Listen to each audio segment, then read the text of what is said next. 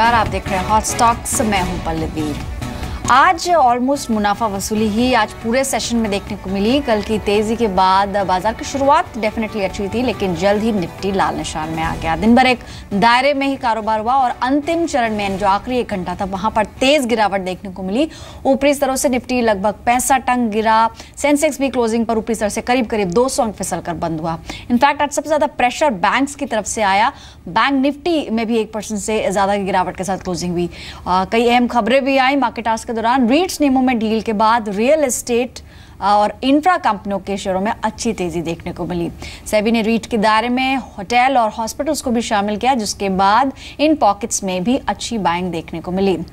France के साथ 60,000 करोड़ की Rafale fighter jet deal sign हुई, जिसके बाद डिफेंस शेयरों में भी आज खरीदारी देखने को मिली। क्लोजिंग पर निफ्टी बैंक ऊपरी स्तरों से करीब 275 अंकों की गिरावट के साथ क्लोज हुआ। अगर वीकली बेसिस पे बात करें तो निफ्टी लगभग 1% और सेंसेक्स 0.5% ऊपर बंद हुए। सबसे ज्यादा बढ़त इस हफ्ते मेटल्स में, ऑयल एंड गैस शेयरों में रही। वहीं आईटी और एफएमसीजी शेयर थोड़ा दबाव के साथ रहे। बाजार के कुछ एक्सपर्ट से भी हमने बात की। एम्बिट कैपिटल के सौरभ मुखर्जी मानते हैं कि सेंसेक्स दिसंबर या फिर दिवाली तक 29,500 का स्तर छुएगा। 4 months ago, we said that our year-end target, financial year-end target, was 29,500 for the Sensex. So March 17 target for the Sensex we said was 29,500. We are approaching 29,500. I don't see any reason in the underlying fundamentals to upgrade our target. So if by December or perhaps even by Diwali, we hit 29,500, we clearly will have to become fairly circumspect on the markets. It's not evident that there's obvious grounds for re-rating India upwards. साथ ही Aditya Birla money के हेमंत ठुकराल मानते हैं कि mid caps में अच्छी खरीदारी की जा सकती है। अरविंद मिल्स, टीवीएस मोटर्स उन्हें निवेश के लिए पसंद है। निफ्टी कंसोलिडेट करेगा तो मिड कैप्स में ज्यादा बाइंग देखने को मिलेगी और उसमें मैंने 2-3 स्टॉक्स निकाले हैं। एक है अरविंद मिल्स, जिसके बारे में मैंने एक और एनालिस्ट को भी सुना। बहुत अच्छा ओपन इंटरेस्ट ऐड हो रहा है। हिसाब से stock is heading now clearly towards 360 और क्योंकि अब 340 पे काफी पुट राइटर्स हैं तो मेरे ख्याल आप स्टॉप लॉस 335 का रख सकते हैं। एक और स्टॉक ऑटो में जो मेरे हिसाब से वो टीवीएस मोटर्स, उसमें भी कल बहुत अच्छी बाइंग देखने को मिली है। स्टॉक ने एक नया जो 52 वीक हाई जिसको बोलते हैं वो टच किया है। मेरे हिसाब से स्टॉक इज हेडिंग टुवर्ड्स 360। अगर आप स्टॉप लॉस रखते हैं 335 का इसमें। और जो तीसरा स्टॉक मैं बात करना चाहूंगा वो है बजाज फाइनेंस। देखिए इस स्टॉक में आफ्टर स्प्लिटिंग और बोनस उसके बाद कल देखने को मिला कि काफी ओपन इंटरेस्ट एडिशंस हुए, डिलीवरी बेस्ड बाइंग काफी इंप्रूव हुई। मेरे हिसाब से आज स्टॉक अगर थोड़ा सा करेक्ट होता है, it's a very good zone to buy. 1100 का आप स्टॉप लॉस रखिए। मुझे मिनिमम टारगेट 1175 का लग रहा है। इनफैक्ट आज के एक्सपर्ट लोकेश उपल भी हमारे साथ मौजूद है। Lokesh, welcome to the show. अलग अलग एक्सपर्ट्स के हमने राय सुनी। आप फिलहाल कहां पर बाइंग की सलाह दे रहे हैं? बैंक्स का हमेशा से एक डिसाइसिव रोल रहता है बाजार को ऊपर ले जाने में या फिर नीचे की तरफ खींचने में। आज के सेशन में भी ऑलमोस्ट हमने देखा बैंक्स के हिसाब से काफी ज्यादा प्रेशर आया और आईटी इस हफ्ते लगार्ड्स ही साबित हुए हैं। क्या व्यू बन रहा है आपका? किस तरफ खरीदारी दिख रही है आने वाले हफ्ते में? वेरी गुड इवनिंग दीपाली जी, पल्लवी जी। जैसे हम देख रहे हैं कि निफ्टी में एक सेल ऑफ देखा गया and we almost corrected by 35 points from the top. तो यहाँ पे अगर डेली चार्ट्स को स्टडी करेंगे तो एक head and shoulder, inverted head and shoulder formation ऊपर से दिखती है, ब्रेक डाउन दिखता है, जो इंडिकेट करता है कि निफ्टी में एक बाउंस बैक देखा जा सकता है। क्योंकि जो वीकली चार्ट्स हैं वहाँ पे भी एक साइडवेज कंसोलिडेशन हो रही है, जो साफ साफ इंडिकेट करता है कि Nifty can retest the support levels around 8750 और वही एक क्रूशियल सपोर्ट जोन रहेगी निफ्टी की। और ये बाय ऑन डिप्स की रणनीति को अपनाते हुए with stop loss of 8750 we recommend a buy Nifty for an immediate target of 8950 and 8980 on the upside। तो यहाँ पे जो हमारी रिकमेंडेशन रहेगी वो बाय ऑन डिप्स की ही रहेगी। जहाँ तक बात करते हैं बैंक निफ्टी की, बैंक निफ्टी के भी वीकली चार्ट देखने के बाद यही सजेस्ट हो रहा है कि यहाँ पे भी एक साइडवेज कंसोलिडेशन बनी हुई है, जहाँ पे निफ्टी की जो क्रूशियल सपोर्ट जोन है वो 19,700-750 के आसपास मेंटेन हो रही है और जिसकी इमीडिएट रेजिस्टेंस आ रही है वो 20,200 के आसपास ही आ रही है। लेकिन जब तक ये 19,700-750 का दायरा मेंटेन रहेगा, इसमें भी एक फर्दर बाउंस बैक देखा जा सकता है where the Nifty can go up to the levels of 20,200 and 20,300 on the upside। Alright, यानी कि 20,200 तक के लेवल्स अगले हफ्ते निफ्टी बैंक में देखने को मिल सकते हैं। हालांकि आज के सेशन में खासतौर पे जो लास्ट 1 आवर था वहां पर एक स्ट्रॉन्ग गिरावट देखने को मिली और क्लोजिंग 20,000 के नीचे हुई है। हमारे साथ आप कुछ दर्शक जुड़े हैं इस वक्त फोन लाइन पर। दीप्ति हैं वडोदरा से। नमस्कार दीप्ति, गुड इवनिंग, बताइए क्या सवाल है आपका? जी Deepti, good evening. Good evening. Actually मेरे पास मैम पीएनबी है 200 रेट के 5000 शेयर, 1.5 साल हो गया है। लास्ट ईयर जनवरी में लिए थे। ठीक है, आपने खरीद क्या बताई कितना 5000 शेयर्स आपके पास किस लेवल पर खरीदे हुए हैं? 200 रेट है, 200। ऑलराइट। फिलहाल तो नुकसान में आप रख रही हैं, क्या 1 साल और इसे रख सकती हैं? हाँ रख सकते हैं ना, 1.5 साल से तो है। ठीक है, काफी समय से होल्ड कर रही हैं। पीएसयूज की पिक्चर अब कुछ थोड़ी चेंज हो रही है और सो फार जो फाइनेंस मिनिस्टर डिस्कनेक्ट नहीं करिए। जी बिल्कुल दीप्ति, आप बने रहे फोन लाइन पर, एक्सपर्ट से राय ले लेते हैं। लोकेश पीएनबी की बात कर रही हैं, इनफैक्ट जैसे हम बैंक्स पर अभी चर्चा भी कर रहे थे, पीएसयूज की अब एनपीए को लेकर थोड़ी स्थिति सुधरती भी नजर आ रही है, खासतौर पर जो वित्त मंत्री की तरफ से भी सो फार जो बयान आए हैं, जो आउटलुक लग रहा है, और मूडीज की तरफ से भी इस हफ्ते कुछ बयान आए थे इंडियन बैंक्स को लेकर, बैंकिंग सेक्टर को लेकर। ओवरऑल इनकी खरीद 1.5 साल पहले की है और 200 रुपए पर इन्होंने खरीदा था, वहां से काफी नीचे आ चुका है। फिलहाल क्या करना चाहिए? स्टॉप लॉस अगर आप इन्हें सजेस्ट कर सके। देखिए पल्लवी, जहाँ तक कि स्टॉप लॉस की बात है, इनका स्टॉप लॉस तो ऑलमोस्ट ट्रिगर हो ही चुका है, क्योंकि इन्होंने 200 रुपये के आसपास इसको बाय किया था and today stock is trading close to levels of 139। यहाँ पे फिर भी अगर आपको कुछ स्टॉप लॉस मेंटेन करना है तो 120-125 के आसपास ही मेंटेन करना है, कि जब पीएनबी के रिजल्ट्स आए थे तो इसने 132 से 120-125 के आसपास एक अच्छा बेस फॉर्मेशन लिया था और वहाँ से दोबारा से एक पुल बैक रैली देखी गई है। अगर मैं इसका लॉन्ग टर्म के चार्ट स्टडी करता हूँ with the horizon of 1 year, तो यहाँ पे 150 के आसपास मैडम एक अच्छी रेजिस्टेंस आएगी। जैसे ही ये स्टॉक इसको वॉल्यूम के साथ क्रॉस करेगा, आपको इसमें 170 से लेकर 180 का दायरा ऊपर की तरफ खुलता हुआ नजर आएगा, जहाँ पे आप चाहे तो अपनी पोजीशन को तब भी होल्ड कर सकते हैं, क्योंकि 1 साल का नजरिया और मार्केट में सब अगर मेंटेन रहा और यहाँ पे जैसे इसकी एनपीए पोजीशंस भी आने वाले टाइम में मेंटेन रही, तो यहाँ पे 220 और 230 के लक्ष्य ऊपर की तरफ देखे जा सकते हैं। तो फिलहाल अपनी पोजीशन को होल्ड कर लीजिए। It's a good stock to be in right now and it can give you profits after 1 year. Alright, यानी अगले 1 साल के लिए अगर आप होल्ड करती हैं तो आपके बाइंग से ऊपर आएगा, 220 तक के लेवल्स यहाँ पर देखने को मिल सकते हैं। फोन लाइन पर हमारे साथ अब किरण भाई शाह जुड़े हैं वडोदरा से। नमस्कार किरण, बताइए क्या सवाल है आपका? किरण आप सुन पा रहे हैं? हेलो। हाँ नमस्कार किरण भाई, बताइए क्या सवाल है? हाँ जी, ये पावर ग्रिड 400 शेयर्स आए परचेज ऑन। हाँ जी ओके। हेलो जी, किस भाव पे खरीदा है आपने पावर ग्रिड?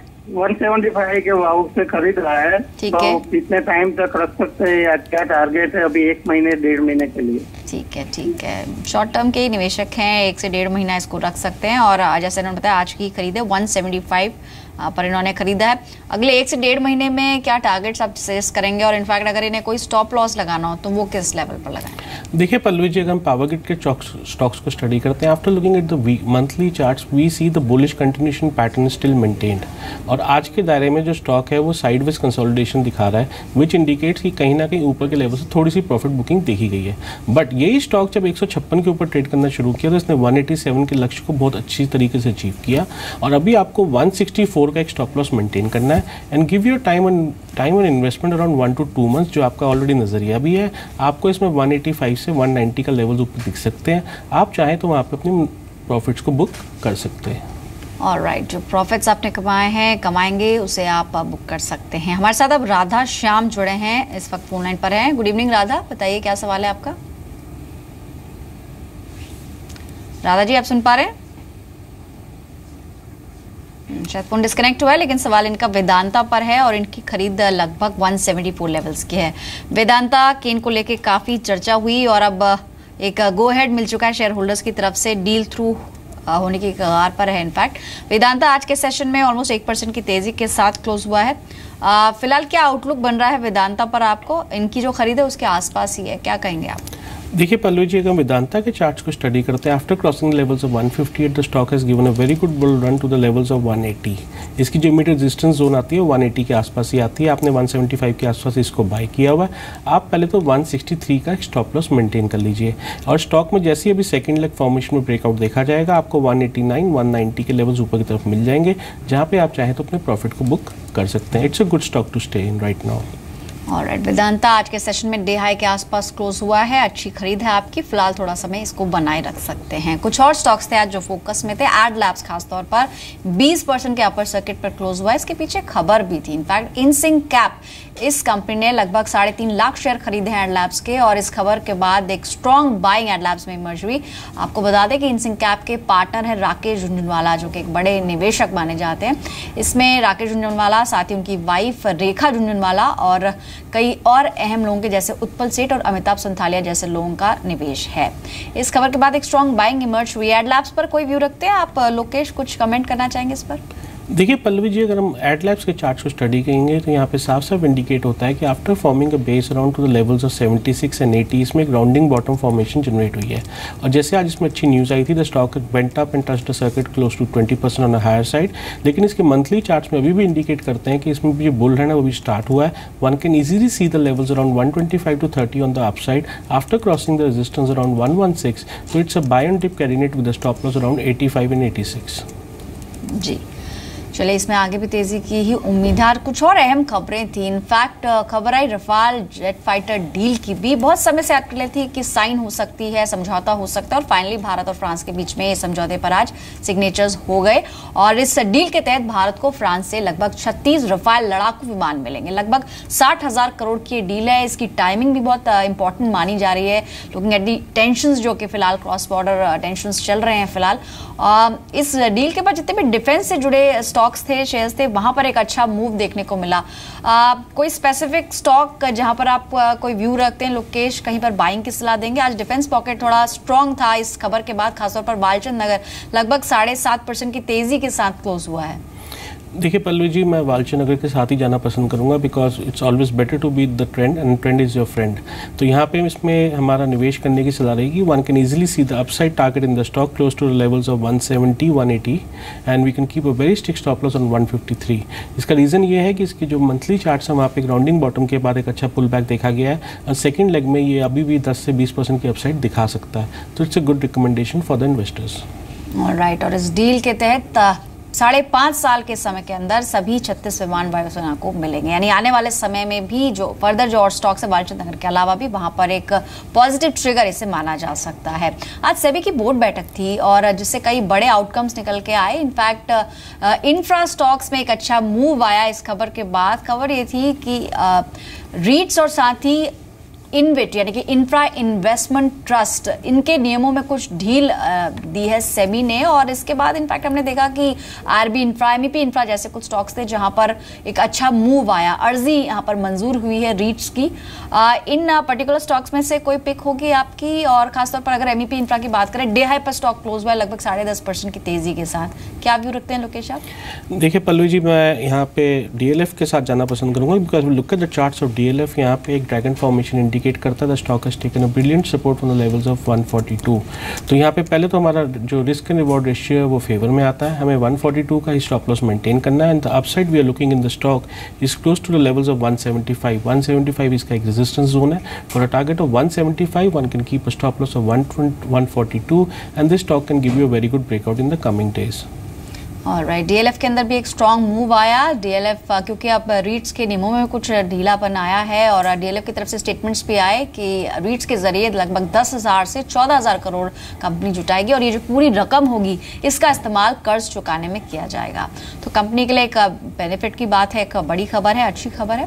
साथ ही ब्रिटानिया को लेकर भी खबरें थी कि कंपनी और पेंशनर्स के बीच में जो विवाद चल रहा था वो अब सुलझ गया है। इनफैक्ट ये कर्नाटक हाईकोर्ट में विवाद था और हाईकोर्ट की तरफ से समझौते को मंजूरी मिल गई है। इस खबर के बाद हमने देखा ब्रिटानिया में एक अच्छा स्पाइक आया और क्लोजिंग पर लगभग 20 रुपए की मजबूती के साथ 3421 के लेवल्स पर ब्रिटानिया क्लोज हुआ है। काफी पुराना विवाद है, ऑलमोस्ट 13 सालों से विवाद चल रहा था और फाइनली ये अब खत्म हो गया, सॉर्ट हो गया। तो ये एक पॉजिटिव बात है, पॉजिटिव खबर है कंपनी के लिए। कैसे देखते हैं इस पूरी खबर को लोकेश आप, और ब्रिटानिया के लिए कोई टारगेट्स आप सजेस्ट करेंगे शॉर्ट टर्म में? देखिए पल्लवी जी, पहले तो एक बात ये है कि any issues which are pending with the companies and get resolve in the coming days is a positive for the company.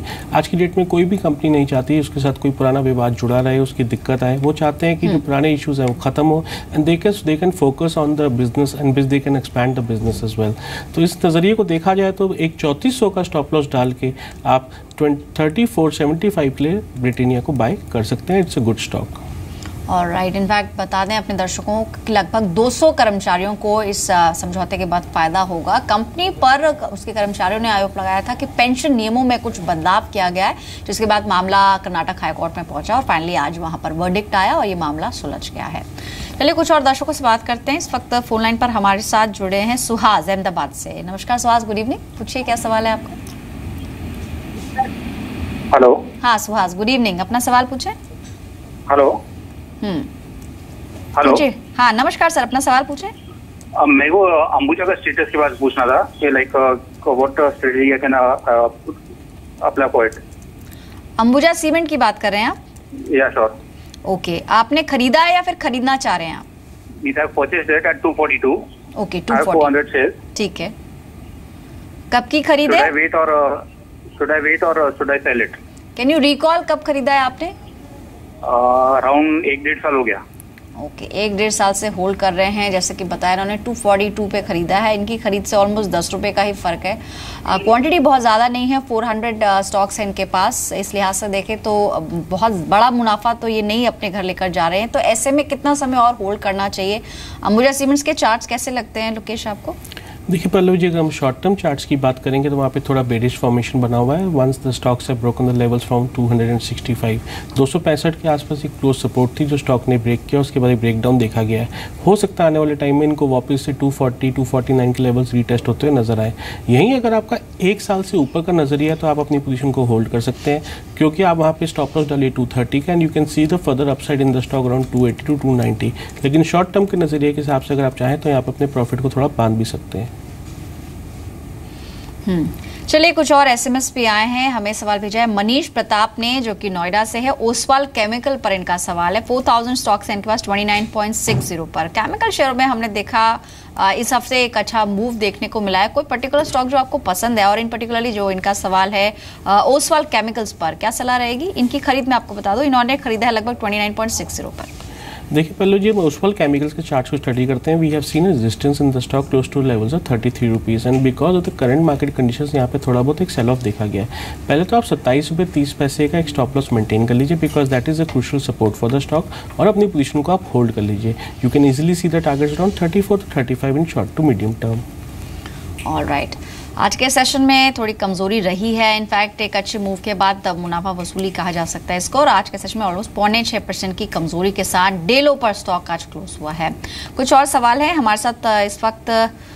SMS है हमारे पास। कपिल का सवाल है अहमदाबाद से और ये इंडो काउंट पर आपसे सवाल पूछना चाह रहे हैं। 100 शेयर्स इनके पास ऑलमोस्ट 840 के लेवल्स पे खरीदे हुए हैं। इंडो काउंट क्या रहेगी इस पर? देखिए पल्लू जी, अगर इंडो काउंट की हम वीकली चार्ट्स को स्टडी करते हैं तो कहीं ना कहीं इंडिकेट कर रहा है कि अभी ये ओवरसोल्ड टेरिटरी में आ चुका है और यहाँ पे एक अच्छा बेस फॉर्मेशन हुआ है क्लोज टू लेवल्स ऑफ 730। पहले तो आप इसमें एक स्टॉप लॉस मेंटेन कर लीजिए, दैट इज क्लोज टू 750 और अपनी पोजीशन को होल्ड कर लीजिए। हो सकता है आने वाले वीक में आपने इसको 840 860 के लक्ष्य ऊपर की तरफ मिल सकते हैं। So it's a good position, you can hold your position right now.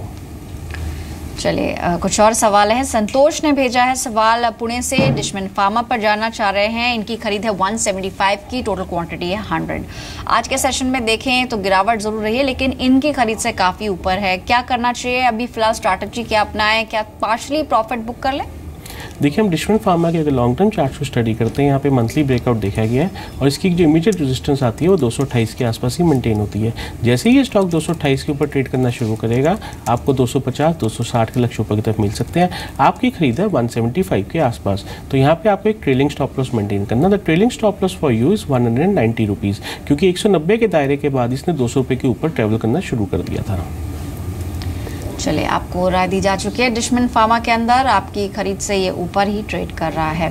Amit है अहमदाबाद से हमारे साथ। नमस्कार अमित, पूछिए क्या सवाल है? चलिए, शायद उनका फोन डिस्कनेक्ट हुआ है, लेकिन अमित ने अशोक लेलैंड पर राय जानना चाह रहे हैं। 83 की इनकी खरीद है, ऑलमोस्ट क्वांटिटी है 2000। इनकी खरीद के आसपास ये है फिलहाल स्ट्रैटेजी, ये क्या इन्हें अपनानी चाहिए और कितना पर्सपेक्टिव लेकर चले ताकि एक अच्छा मुनाफा ये कैरी कर सकें? देखिए पल्लू जी, अगर हम अशोक लेलैंड के चार्ट्स को स्टडी करते हैं, first of all this been the darling of the market. जब इसने 60 रुपीज़ के दायरे को क्रॉस किया तो 110-115 के लेवल्स के ऊपर रीटेस्ट किया है। लेकिन in the current market conditions अगर हम इसके मंथली चार्ट्स को स्टडी करते हैं, यहाँ पे एक वीक फॉर्मेशन बनी हुई है जो साफ साफ इंडिकेट करता है कि आने वाले टाइम में ये स्टॉक कभी भी 80 रुपये के दायरे को रीटेस्ट कर सकता है। तो पहले आपकी रणनीति जो आपको अपनानी पड़ेगी that will be sell on rise की रणनीति होगी, way you can sell the stock close to levels of 85-86, और अगर आप अपनी पोजीशन को होल्ड भी करना चाहते हो तो 8140 is a crucial stop loss for you. जी, चलिए अगला सवाल है अंकित का। वॉकहार्ट पे पूछ रहे हैं, काफ़ी चर्चा में भी बना हुआ है वॉकहार्ट। ऑलमोस्ट 1200 शेयर्स इनके पास 933 के लेवल्स पे खरीदे हैं। इनफैक्ट अगर हम न्यूज़ फ्लो देखें तो लोकेश, पहले खबर आई कि चिकलथाना प्लांट को क्लीन चिट मिली है यूएस एफडीए के, उसके बाद कंपनी की तरफ से क्लैरिफिकेशन आया किस तरह की कोई वो नहीं मिली है क्लीन चिट, और उसके बाद हमने देखा कि एक स्ट्रॉन्ग गिरावट इस पर्टिकुलर स्टॉक के अंदर देखने को मिली है। फिलहाल आज के सेशन में 883 के लेवल्स पर ये क्लोज हुआ है। आज लगभग 0.2% की गिरावट रही है, डे लो पर स्टॉक क्लोज हुआ है। इन पूरे न्यूज़ फ्लो के चलते फिलहाल वॉकहार्ट में जो ऑलरेडी बने हुए हैं, जिन्होंने निवेश किया हुआ है, उनके लिए क्या सलाह रहेगी, और अगर किसी को फ्रेश बाइंग करनी है तो इस गिरावट का क्या फ़ायदा लेना चाहिए? देखिए पल्लू जी, अगर हम वॉकहार्ट के चार्ट्स को स्टडी करते हैं, 948 is been a very crucial resistance for this stock on the weekly charts, जो साफ साफ इंडिकेट करता है कि कभी जब मार्केट में अच्छी तेजी आई है ये स्टॉक 940 के ऊपर ट्रेड नहीं कर पाया। और अभी भी वीकली चार्ट साफ साफ इंडिकेट करते हैं कि साइडवेज कंसोलिडेशन के बाद भी इसमें थोड़ा ब्रेकडाउन हो सकता है। तो पहली रणनीति जो यहाँ पे आपको अपनानी पड़ेगी will be sell on rise. जैसे ही आपके भाव के आसपास आपको थोड़ी वैल्यू मिलती है, स्टॉक से एग्जिट करें, क्योंकि हो सकता है कि this stock can slip down to the levels of 840 and 850 on the down side. तो avoid this stock right now. जी, वॉकहार्ट आज के सेशन में ऑलमोस्ट 15 रुपए की कमजोरी इसमें देखने को मिली है। अगला सवाल है बीना बहन का, राजकोट से भेजा इन्होंने, और शक्ति पंप्स पर जानना चाह रही हैं। इनके पास है ऑलमोस्ट 50 शेयर्स जो की खरीद है 169 की। ये इन्होंने मेंशन नहीं किया कि कितने पहले की खरीद है और कब से इसको होल्ड करें, कितना समय से देना चाहेंगे, लेकिन शक्ति पंप्स इस पर क्या राय है आपकी, और अगर शॉर्ट टर्म के लिए कोई टारगेट्स आप देंगे तो वो कहाँ पर होंगे? इनकी खरीद से काफ़ी नीचे है 131, यानी कि लॉस इनको हो रहा है। कहाँ पर स्टॉप लॉस लगाएं? देखिए पहले तो इसमें आपको 125 का स्टॉप लॉस मेंटेन करना पड़ेगा, because that is gonna be a very crucial support zone for this stock. और जैसे ही ये स्टॉक आपका 135 से 138 के ऊपर ट्रेड करना शुरू होगा, one can see the targets around 145। तो फिलहाल आप 127 का स्टॉप लॉस डाल के 125, 127 का स्टॉप लॉस डाल के अपनी पोजीशन को होल्ड कर लीजिए and wait for the stock to cross back to levels of 135 plus, then you can see some upside in the stock. क्योंकि स्टॉक के जो लॉन्ग टर्म चार्ट सजेस्ट कर रहे हैं कि यहाँ पे एक साइडवेज मूवमेंट हो रही है, stock is trying to form the base close to this levels right now. Alright, चलिए यहाँ पर आपको बने रहने की सलाह दी जा रही है। जी बिजनेस पर लगातार हम आपको ऐसे स्टॉक्स बताते हैं जहाँ पर एक मोटा मुनाफा आप कमाएं, और आज सुबह 7:30 बजे हमारे शो फास्ट 50 में हमने आपको एड लैब्स बताया था, जहां पर 87 के टारगेट्स के लिए खरीदारी की सलाह दी गई थी। एक शानदार मुनाफा आज के सेशन में दिखा है आपको। एडलैब्स लगभग 100 रुपए पर क्लोज हुआ, यानी कि इंट्राडे में 20% तक का मुनाफा आपने कमाया है। फास्ट 50 में ही आपको बाफना फार्मा एक स्टॉक बताया गया था, जहां पर 33.5 के टारगेट्स के लिए खरीदारी की सलाह दी गई थी। इंट्राडे में लगभग 5% तक की तेजी स्टॉक ने दी है और ऑलमोस्ट 33.70 के लेवल्स पर क्लोज हुआ है। फास्ट 50 के दौरान ही आपको टाटा मेटालिक्स एक और स्टॉक बताया गया था, जहां पर खरीदारी की सलाह थी 428 के टारगेट्स के लिए। यहाँ पर टारगेट हिट हुआ है। इंट्राडे में लगभग 3.5% तक का रिटर्न स्टॉक ने आपको दिया, 429 पर इसकी क्लोजिंग रही है।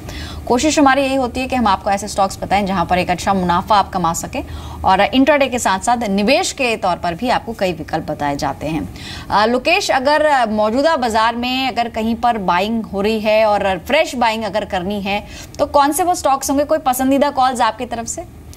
देखिए पल्लू जी, हमारी जो पहली रिकमेंडेशन रहेगी वो रहेगी बजाज फाइनेंस पे। If I look at the weekly and monthly charts of Bajaj finance, they looks very beautiful and we can see the further upsides in the stock is there. One can easily trade for the targets of 1175 on the upside with the stop loss around 1100। हमारी second recommendation रहेगी वो रहेगी एक side पे। अगर आप एक side के चार्ट्स को स्टडी करोगे तो 185 के ब्रेकआउट के बाद उसने 199 के लेवल्स को रीटेस्ट किया है और अभी वो एक साइडवेज कंसोलिडेशन के आसपास ही चल रहा है। तो पहले तो आप इसमें 186 का स्टॉप लॉस डालिए and trade for this stock to the levels of 205 which can be seen in short to medium term.